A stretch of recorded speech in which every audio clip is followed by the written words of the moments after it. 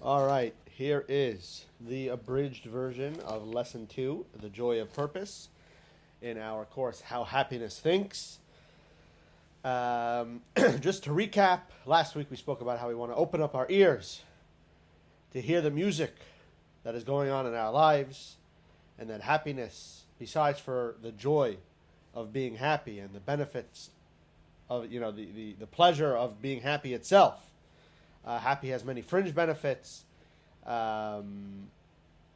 spoke about a few different reasons as to why, and we spoke about how the word happiness in English comes from the word hap,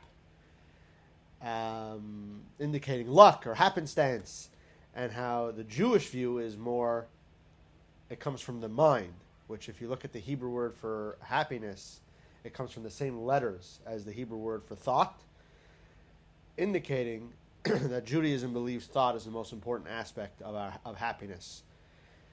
And then we finished it last week with a discussion about healthy humility and what the true meaning of humility is, and how it doesn't mean that we should have a low self-image, but we should rather celebrate our achievements and also acknowledge everyone else who helped make it happen and all the other external circumstances that attributed to it, and have an attitude of gratitude.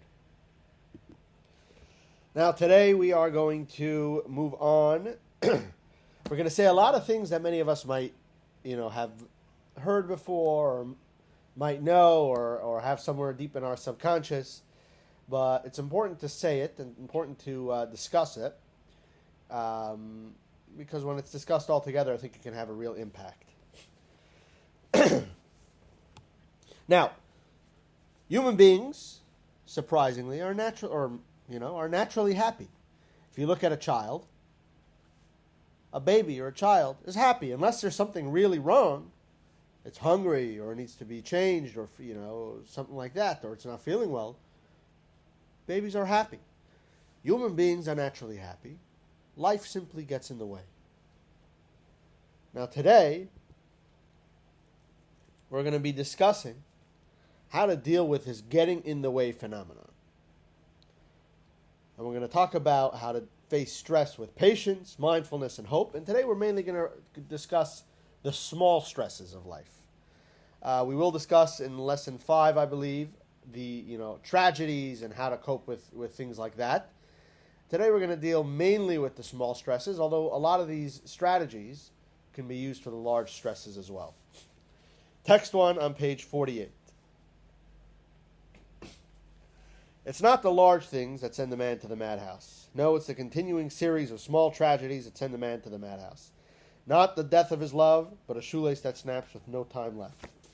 The dread of life is that swarm of trivialities that can kill quicker than cancer, and which are always there. License plates, or taxes, or expired driver's license, or hiring or firing, doing it or having it done to you, or roaches or flies, or a broken hook on a screen, or out of gas or too much gas, the sink stopped up, the landlord's drunk.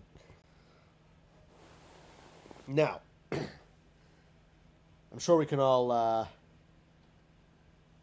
relate in many ways to this text, but the idea that it presents us is that trivial annoyances are at the end of the day what drives a person to the madhouse. The poem argues that everyday hassles have a stronger negative impact on our well-being than the big events might have. Now, is this true? Some research does suggest that it is. Some research actually suggests that it is the small little annoyances, what might, from a bigger picture view, seem like trivial things. That's actually what drives a person to the madhouse. Because when a major life event occurs, we muster up all our coping resources and we hit the challenge head on. We get our friends and our families involved. But the everyday hassles, we overlook them, and the drip, drip, drip, drip, drop of all these little things can lead to very undesirable effects. At the end of the day, whether it's true or not, we can all agree that these are a definite contributor to our overall stress levels. And we're going to, in this first part of this lesson, we're going to focus on a way to overcome these stresses. You could look at learning exercise 1 on page 49 to try and give yourself a little bit of a baseline. Now, we're going to suggest an antidote, an age-old antidote called patience. Now, most of us associate the word patience with waiting one's turn and delaying gratification, when in fact, patience primarily means the capacity to deal calmly with hardships. Text 2, page 50. Text 2, page 50. Patience, defined as the propensity to wait calmly in the face of frustration, adversity, or suffering, is a character strength just beginning to receive substantial psychological inquiry. Initial evidence supports that interventions intending to increase patience also lead to increases in well-being. Though people tend to think of the outward manifestations of patience, like a calm and tolerant behavior, it also has an inward emotional aspect, serene inner states. In fact, this inner component may be the defining feature of the virtue. Patience is not equivalent to delay of gratification, because delay of gratification involves a choice of whether or not to wait for rewards. In contrast, patience does not always involve the choice of whether or not to wait. The only choice a person may have is deciding how to wait. It may be helpful to conceptualize patience as a character strength, where instead of seeking to change the situation, people exert control by changing themselves to fit the situation. Thus, patient people are not being passive, but are actively adapting to face their circumstances. Like Viktor Frankl used to say, when we are no longer able to change a situation, we are challenged to change ourselves. And he spoke about, people in the worst of conditions and in the worst of circumstances still somehow maintaining a happy demeanor. Now, the question is, how can we build patience in our lives? Are largely based upon the way we frame a particular stimulus. The frame is grounded in our beliefs about life and about what happens in life. So now let's explore a little bit of a framework to lay a groundwork for more patience in the face of hassle. One of the fundamentals of Jewish faith is the existence of God. He created the world, but also that he continues to direct its affairs. Whether it's a big issue or a small issue, no matter what it is, God directs everything, even the little things. As we see in text 3, this is from the Baal Shem Tov, a great Jewish mystic. We should clearly recognize that our travels to different places are not random, God forbid, but specifically directed by God. God's intention is that a particular person has a specific portion to rectify in a particular place, whether through Torah study and prayer, or through eating, drinking, and sleeping for the sake of heaven, or through another means of serving God. As the Baal Shem Tov, a righteous memory, explained the verse that God establishes the steps of man, meaning God imparts the desire to a person to travel to a specific place. God's intention being that this person should engage in a particular divine service, thereby rectifying what this person must rectify. Therefore, when we come to a particular place, we must take this to heart and ask ourselves, why am I here? For what purpose did God bring me here? It is certainly not for naught. When you're sitting stuck in traffic or you missed a flight, it bothers us so much because we need to be somewhere else, and yet we're being held back. We have an agenda and expectations to be somewhere. But this text argues that wherever we go and wherever we end up, whether it's a place we desire to be in or not, we are there for a purpose and we're there for a reason. Whether it's to do an act of kindness, to learn something, to do something sacred, to do something holy, to help another person. Whatever that is, our minds and our focus should shift immediately to what that purpose might be. And yes, the text was saying whatever particular location, but it's also, this applies to anything that happens in our lives. And any annoyance or hassle or whatever it is, we have to immediately think, how can we turn this into a positive for me and for the world? And why is this happening? What can I take from this? What can I learn from this to be a better person and to make the world around me a better place? There was a story. There was a story that happened to a woman named Chaya Mushka. She was the wife of the Lubavitcher Rebbe, And in her later years, she would go to Prospect Park in Brooklyn to spend some time in the fresh air. And she would drive there from Crown Heights, and her driver was a man named Chaim. And one time while they were driving, there was a sign in the road that said detour. And you know, when you see that, it's a dreaded sign, and you're like, oh my, I'm going to be late now. And they see the detour sign, there's road work, construction. So they make a turn, and they start going down the detour. Suddenly, they hear somebody screaming. And Rebbetzin Chaya Mushka, she tells the driver to go out and see what the commotion's all about. Turns out there was a new immigrant woman, non-Jewish woman, who was thrown out of her apartment, being evicted with her children. She couldn't pay the rent. And the driver comes back and tells this to Rebbetzin Chaya Mushka, and she tells the driver to go ask the sheriff, who's evicting this woman, if he'll take a personal check, and if she pays him, will he take all of this woman's belongings and bring them back into her apartment? The answer to both of those things was yes, and the Rebbetzin Chaya Mushka, she wrote a check for $6,700. In those days, this was in the 80s, I believe. It's a significant sum of money. And she was not a woman of great means at all. Lived a very simple life. And she wrote this check, and the woman was put back in her apartment. And later, when they were at the park, the driver asked her and said, you know, that's a tremendous sum of money. You know, maybe to do a little bit, some of it, to do help. I mean, that was amazing. And she turned to him and she said, when I saw the detour sign, I knew there's a reason for this happening. And I started to look for the reason. And when I saw this woman screaming, I knew that was the reason. That was my purpose right now. And let me ask you, if you knew you could fulfill your purpose for $7,000, would you say no? If you could fulfill your purpose right now in this world for only $7,000, would you say no? A radical change in perspective. Meaning, as soon as she saw that she's going to be delayed, an inconvenience, she immediately tried to turn it into a positive and see, where am I needed in this moment?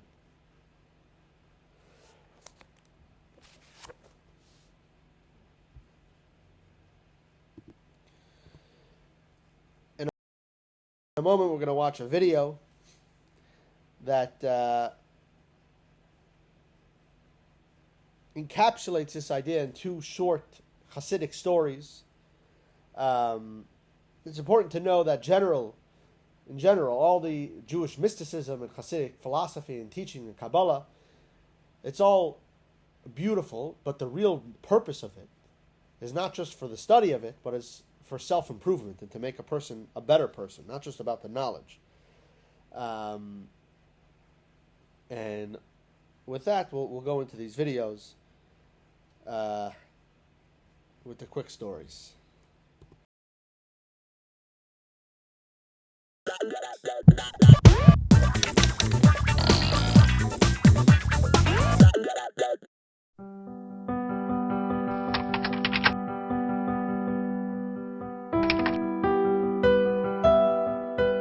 Rabbi Hillel of Parich was a master teacher of Hasidus and Jewish mysticism. When Reb Hillel traveled, his student Reb Sholem Homener would accompany him. One evening, they stopped at an inn and Reb Sholem began to pray the evening service. As part of the prayers, Hasidim often meditate deeply on the nature of God as well as undertake profound soul-searching. Reb Sholem spent so long meditating and praying that by the time he completed, the sun had risen. So, Reb Sholem began the morning service. Later that day, the innkeeper came to pray the afternoon prayers and saw that Reb Sholem was still in the middle of the morning service. The innkeeper, who was a simple villager, exclaimed, "What is it with this Jew? Yesterday he spent the whole night in prayer, and now he has prayed the whole day. I'm different. I can just say Shema Yisrael and be done with it." Obviously, this man is a simpleton. Reb Shalom had completed his prayers and overheard this remark. His mentor, Reb Hillel, later commented, "The words of the simple villager had more impact on Reb Shalom in terms of self-improvement than 3 years of me teaching him the deepest secrets of Jewish mysticism."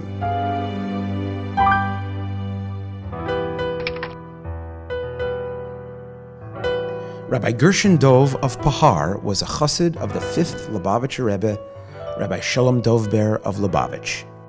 One of the highlights in the life of a chassid is when he meets privately with his Rebbe to discuss his spiritual life and receive direction for improvement.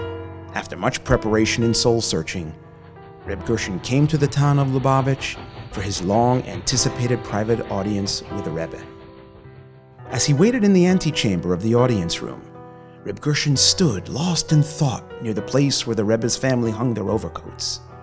Mendel, the attendant, saw him lurking in the corner and, not knowing Reb Gershon, was suspicious that he intended to steal something. Mendel grabbed Reb Gershon and led him forcibly to the exit door. Instead of explaining himself to the attendant, Reb Gershon wept and exclaimed, "I've been driven out of the Rebbe's antechamber. Evidently, I'm not ready for my private audience."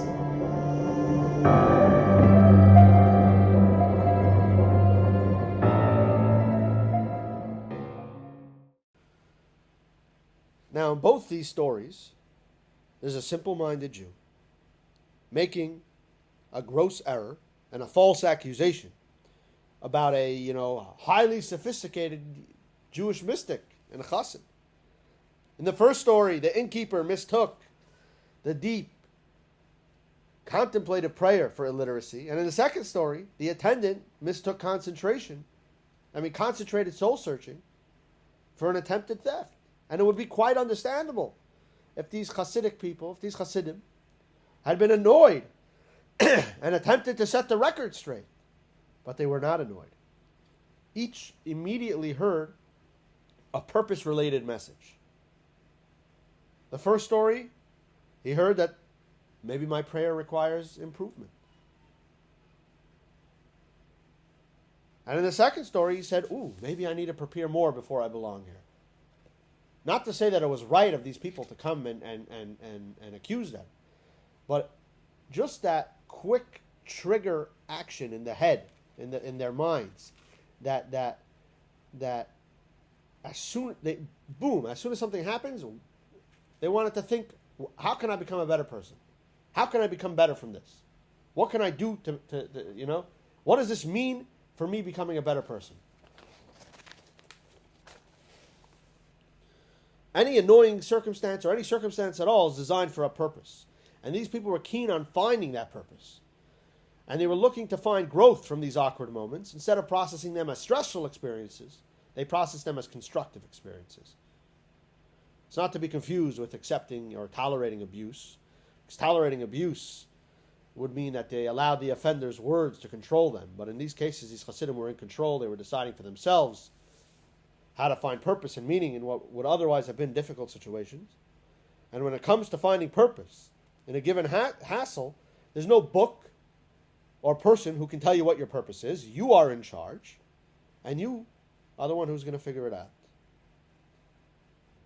There's a well-known story of two brothers, well-known brothers, Rabbi Elimelech of Lizensk and his brother Reb Zusha of Anipoli, who later went on to become two great Hasidic Rebbes in their own right.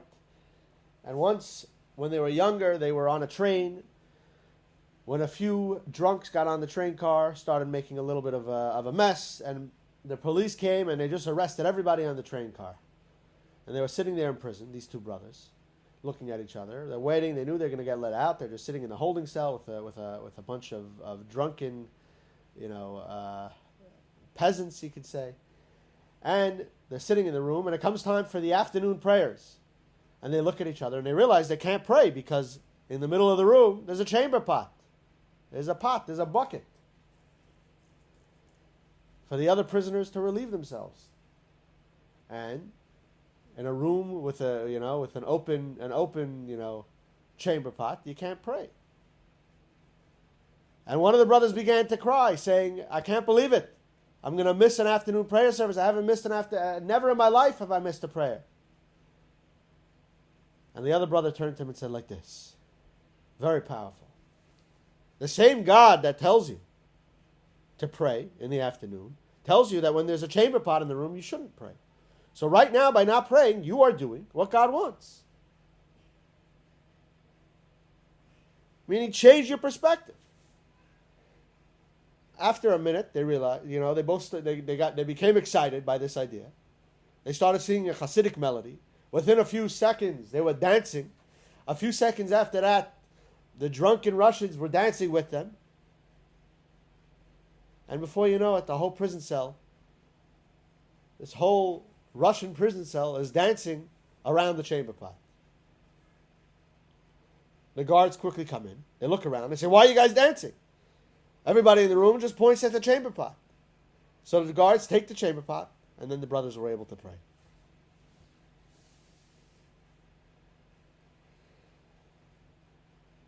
Another story that happened is with Reb Mendel Futerfas, who was a famous Hasidic scholar who was imprisoned in Soviet Russia, Siberian labor camp, for many, many, many years in the post-World War II days. And he spoke. They said that many of the fellow inmates were all academics and intellectuals that were imprisoned for, counter-revolutionary activities. And these people were all incredibly depressed. But Reb Mendel always maintained a happy demeanor. They finally asked him, what's going on with you? Why are you so happy? And he said, look, my goal is to serve God and light up the world. Whether I'm here or anywhere else in the world, my goal stays the same. He said, these academics and scholars and scientists that were in prison with him couldn't do their life purpose. They were in prison. Where Mendel's purpose stayed the same. He was still a man with a purpose, a man on a mission. And a man on a mission, generally, isn't so depressed. And you know what? It's an important thing to bring into our daily lives. We have to all find a mission, a purpose. If life is solely about our own pursuits, if we see something along the way, a rock on the road, it could really disrupt things. But when you're a man on a mission, focused into the future, focused on your purpose, focused on lighting up the world, on bringing goodness and kindness here, it transcends our own goals. And along the way, even if we encounter various surprises, it doesn't matter because we're we're focused on our mission. We'll turn the hassle into growth. If two people are walking on the street and there's a big boulder on the street, one person gets upset and one person embraces it. The person who gets upset is on his way to a business meeting. The person who embraces it is walking to the mountains to go on a hike. He sees a big boulder, he jumps on the boulder and tackles the boulder, hikes up it. Because he's a man with a mission, with a purpose.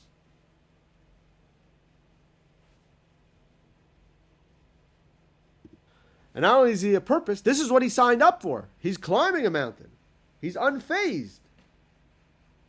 He's interested in overcoming every obstacle because that's part of the mission. In a similar way, a person who sees themselves as a messenger from God, and we all are messengers from God because we're in this world, because God decided the world can't exist without us. We're all here on a mission from God. And life is about finding growth in obstacles, and they're not just random things along the way. These are part of the journey. I've said this story before, but it's still a powerful story. There was a wealthy man who once lost all his he got into tremendous debt, and he came to the Reb Shneur Zalman of Liadi, known as the Alter Rebbe, a great Jewish mystic and scholar and Kabbalist, to seek advice. And Reb Shneur Zalman told him, Reb Shneur Zalman of Liadi responded that you speak about what you need, but you have not thought about what you are needed for. There's something larger than yourself that must define your path. And sometimes we all need a little bit of help to redirect ourselves towards this outlook. And with a purposeful outlook, we can develop patience. and all the annoyances in life, we can become patient and we can persevere through them. Because knowing that these are purposeful opportunities, enabling us to accomplish something greater. And you have to know, it's not all or nothing. This is something you can implement, slowly. But it's important nonetheless. And, just one more story, quickly. I once heard from the rabbi in New Orleans about, right after Katrina, they were evacuated. They came home soon. They came home, as soon as they could to help the community. And his wife was saying how it was a tremendously stressful time. And, she was talking to her brother, and her brother had a great idea for her. He said, every day, make 2 lists. Make one list, her name was Bluma. Make one list that's Bluma's list, and one list that's God's list. Every day you have to write down what you need to do and take care of what you need to do on your list. And then you have to write down everything God needs to do on his list, everything that you're not in control of, God's in control of, and let God take care of his list. And I think we all understand the idea. Now, we're going to move on to an idea called mind your busyness. Big source of stress in our lives is that we all have, feel like we have too much on our plates. We're going to do a quick learning exercise, 3A on page 57, to see how happy you are right now in this moment. Then think of all the tasks you have to do tomorrow. And then see immediately after that, on page 58, how happy, does that affect your happiness at all? And I think, many of us, if we're being completely honest with ourselves, would feel when we, contemplate and think about all the different tasks we have on our plate, our happiness level might struggle a little bit and our stress level might come up a little bit. Now, this idea in Hasidic philosophy is called Pizur HaNefesh, dispersion of the mind. When we have our, the kids, construction, parents, summer house, oil change, portfolios, jury duty, our jobs, everything at the same time, our mind goes into a million different places. And the goal is to try and reach something called Ichud HaNefesh, which is, unity of the mind, which is just like there's a religious task to reveal God's oneness. There's also, an idea of revealing inner oneness and inner peace inside of ourselves. And how do we achieve that? Most of us can't really take too many things off of our plates that we have to do. So there's a idea called being a pnimi, which is a Hebrew word for being a person who engages in whatever their endeavors are completely and fully, with complete investment of their mind and their hearts. There's no external engagement. It's being completely and totally focused. There was a story of, in the 70s, there was a group from Israel that chartered a plane to come as guests to New York. And they came to visit the Lubavitcher Rebbe, who was, the most well-known rabbi in the world. And the whole meeting, the Rebbe noticed that they're all anxiously looking at the clock. Their flight, they were on their way back to the airport after their trip. And they kept anxiously looking at the clock, anticipating, trying to get to the airport on time and so on. The Rebbe mentioned a story to them, that in the 20s, the Rebbe was living in Leningrad then with his father-in-law, who was then the leader of the Hasidic Chabad movement, and one of the probably, the most active Jewish leader in Soviet Russia, in the Soviet Union. These were the harsh days of communism. Jewish leaders either were silenced or had immigrated. And the Rebbe's father-in-law, who's known as the Frierdiker Rebbe, Rebbe Yosef Yitzchak, was busy, doing as much as he could for the Jewish community. He was under constant surveillance for, quote-unquote, counter-revolutionary activities. He was in tremendous danger. And he was going to embark on a trip to a different part of the Soviet Union to promote Judaism there and help the Jews, physically and spiritually in that area. And about 15 minutes before he left at the train station, on what was going to definitely be a tremendously dangerous, trip, the Rebbe walked into the room, to the office of his father-in-law, who was about to go on this trip, and noticed that his father-in-law, minutes before he's leaving on this dangerous journey, and he's sitting there quietly in his office, reading a book as if nothing is going on, with no stress calmly and focused on this book. The Rebbe looks at his father-in-law who's reading this book and says, wow, how can you do this? Unbelievable. And the Frierdiker Rebbe, his father-in-law, responded like this. Text 5, page 59. I'll just give a synopsis. There's an idea called success in time. What does success in time mean? Not that you can add any time to your day. What does it mean? It means that you have to focus exclusively on the matter at hand. In the particular activity that you're engaged in, you have to completely focus like nothing else exists. All you have to do is be present in the present moment, because this moment, no matter how brief it is, will be free of any irrelevant thoughts about the past or the future, and you can fully utilize this moment because you're fully focused on it. This is not only beneficial for our utilization of time, but it also helps reduce stress. We have to discipline ourselves to focus.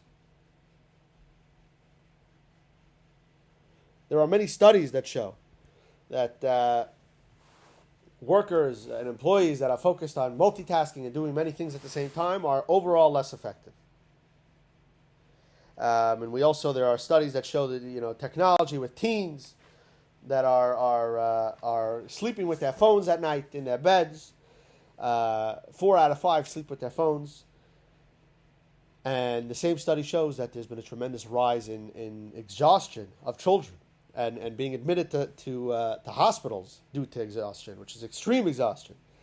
We all know there's an idea called the email voice. We all know it when you're talking to somebody and they start reading a text or an email on their phone or their computer, and immediately you can tell that they're no longer focused, that they're checked out. And it's a terrible thing. We have to be present.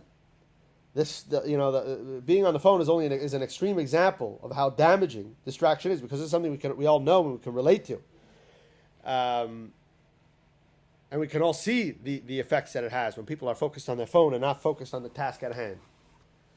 We got to really focus and be disciplined on whatever task we're doing, like nothing else exists. So clearly, mindfulness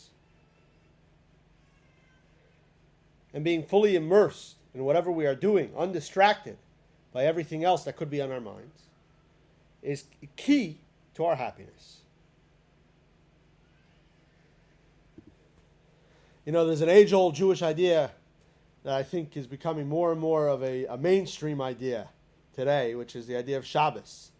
Once a week, unplugging, spending time with family, and just going back to basics. I just heard from a religious Jew who's a CEO of a company. He ended up at a conference where the CEO of Target was speaking, and the CEO of Target gets up and starts telling everyone that he has a radical new idea where he unplugs once a week. He puts his phone down, no more emails, no computer, no laptop, and he just sits with his family, enjoys, goes to lunch, has dinner. And this Jewish guy is sitting there thinking, I've been doing this forever. The Jews have been doing this for thousands of years. And it really has a tremendous impact, and it can really do unbelievable things for your stress levels, for your happiness levels, for you, for your family. It's a beautiful thing. And it really helps with this idea of purposeful living. Now, so far we've discussed how to deal with the annoyances in life, how to deal with too much on our plate. Now we're going to deal with worrying about the future. The famous Jewish joke about a man sends a telegram to his mother. She opens up the telegram. They charge word, for each word, for each letter. And the telegram says, start worrying, details to follow. And the idea is, we all worry about the future, maybe a little too much, and it can definitely contribute to our stress levels. And the question is, how do we manage that? How do we deal with that? So if you look at text 6a on page 60, this is from King Solomon, the wisest man who ever lived. He says, worry in a person's heart, cast it away. Now let me ask you a question. Actually, hold on for that. This verse tells us a person should throw away the thought out of his mind, completely suppress it. But there's an interpretation to this verse. It's text 6b. Rabbi Ami and Rabbi Asi interpreted this verse. One said, cast it away from your mind. The other one said, speak about it with others. If you look here on the screen, the same word can be either yashchena on the right or yaschena, which means speak about it. If you change the vowels, and we don't know what, it could be either way. It could be either cast it away or it could be speak about it. Now, what does this mean? Both of these ideas are helpful. In what way? If it's an important, major, real big, really something that's worth worrying about, it's a real worry, you got to be solution-oriented. Speak about it with a friend, and it'll help you achieve a solution. The friend might be able to provide you advice. You yourself, through talking about it, might come up with something on your own, which often happens. And also, just the act of bonding with another person is helpful in general. It helps you relax. It helps the stress level go down, and it can also lead to a real solution. Now, what about if it's the Yiddish word for Narishkeiten? It's a nothing. It's a worry that's not worth worrying about. It's really a nothing. You can look through text 7, 8, 9, but here's the idea. The Tzemach Tzedek wrote in a letter. This was a Jewish mystic and a great Hasidic Rebbe from a few hundred years ago. Wrote to someone who, obviously wrote to him with a worry. You can look in text 7, saying that you got to stop thinking about the worry because it's going to dissipate. If you stop thinking about it, it'll go away. Because emotions are sustained by our thoughts. And then once you stop thinking, the negative emotions will go away. Now let me ask you. You ever tried not thinking about something? Look at text 8, page 62. Try to pose yourself this task, not to think of a polar bear, and you'll see that cursed thing will come up to your mind every minute. And we all know this to be true. You can't not think about something. It's incredibly difficult. So what's the response to this? The Tzemach Tzedek acknowledges this and says, what do? What's the primary method for removing negative thoughts from your mind in text 9? It's to focus on something else. Distract yourself with another activity. It could even be learning Torah, which Jews have been doing for thousands of years, because first of all, one of the Jews have lived through many difficult times, and you can come home and you can either drink or you can learn Torah to distract yourself. And learning Torah, I would recommend is much healthier and better for your liver.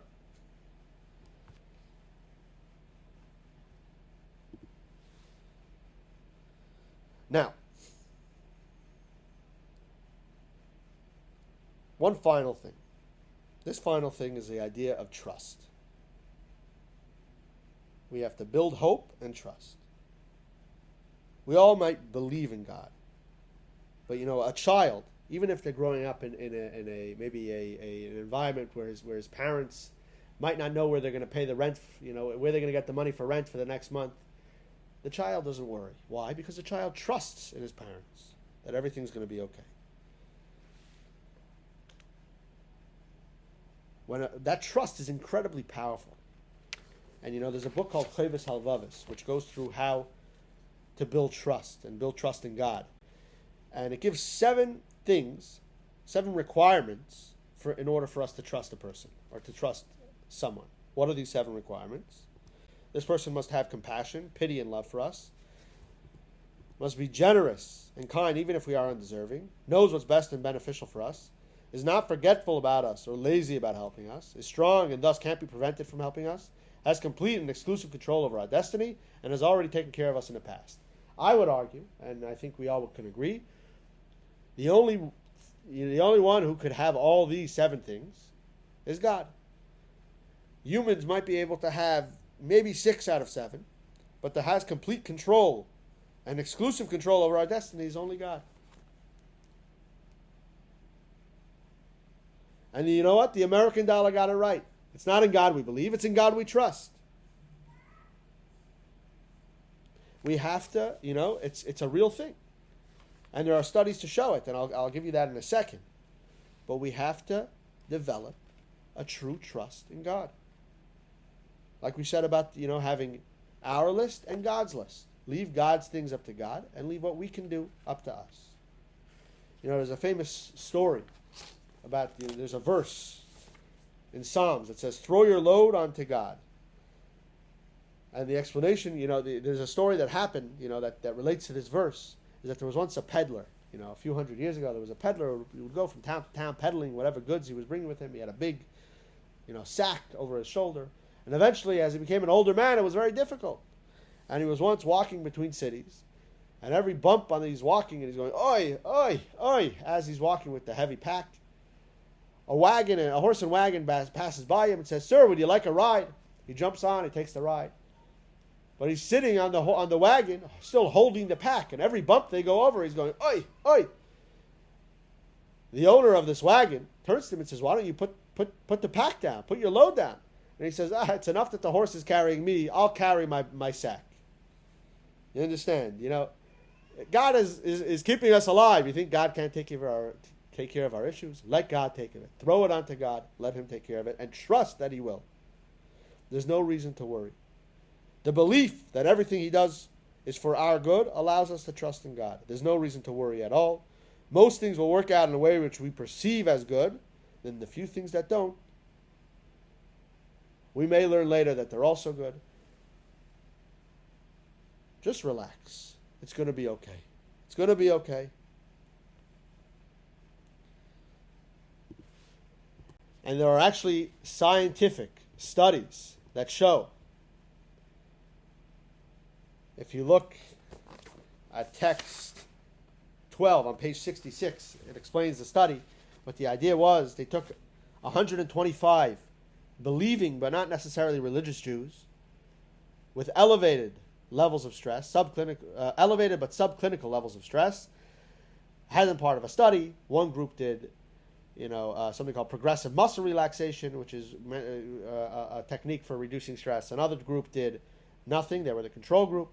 And another group engaged in something called spiritually integrated therapy every day for 2 weeks.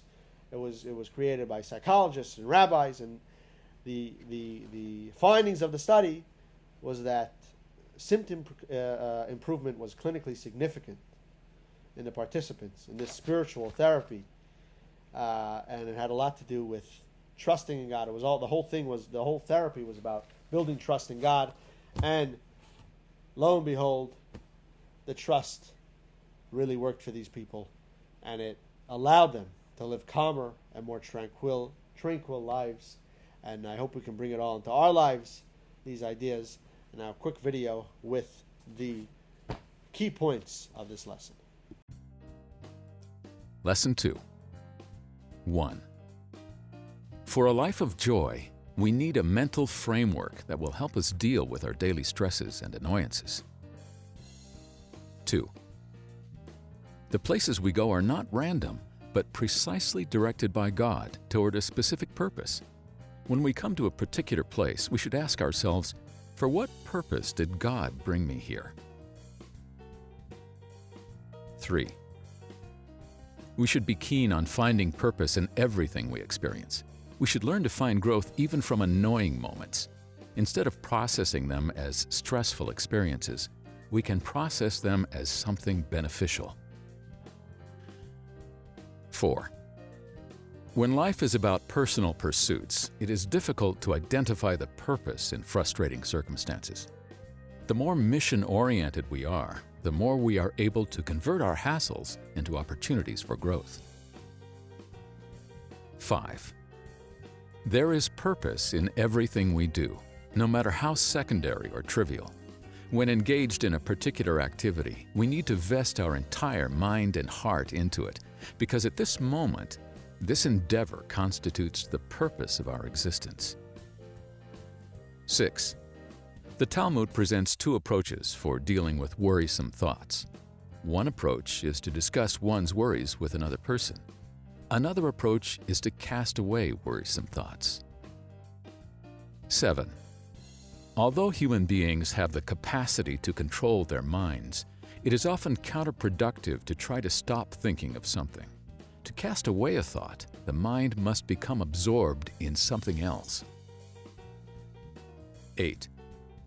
To trust in someone means to believe he or she will take good care of us. In God we trust helps us cultivate optimism about the future.